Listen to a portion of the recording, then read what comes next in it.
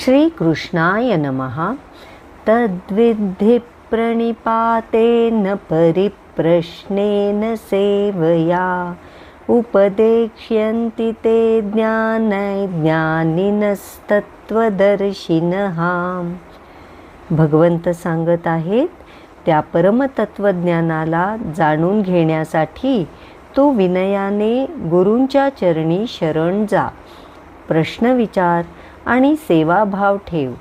ते ज्ञानी पुरुष जे तत्वदर्शी आहेत ते तुला सत्य ज्ञान उपदेश करतील। भगवंत ह्या श्लोकात बहिरंग साधना कशी करायची ते सांगत आहेत। ज्ञान शोधायचे असेल तर अहंकार बाजूला ठेव, गुरूंच्या चरणी शरण जा, नम्रता ठेव, कारण विनयाशिवाय ज्ञान फुलत नाही। प्रश्न विचार, कारण जिज्ञासा नसली तर सत्याचे दार उघडत नाही।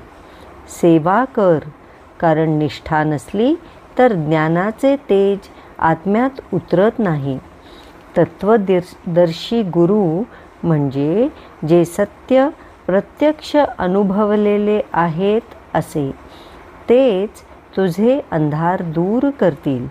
या श्लोकाची तात्विक गहनता अशी की पुस्तके ज्ञान देतात, पण जागरण फक्त गुरुच करतात। गुरु म्हणजे केवळ शिक्षक नव्हे, तर तो आहे जो तुझ्या अंतर्मनातील दीप प्रज्वलित करतो।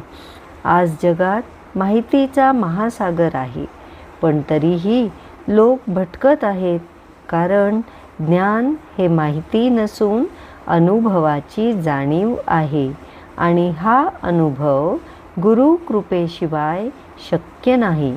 म्हणूनच नम्र होऊया, जिज्ञासू राहूया, सेवाभावाने बांधले जाऊया।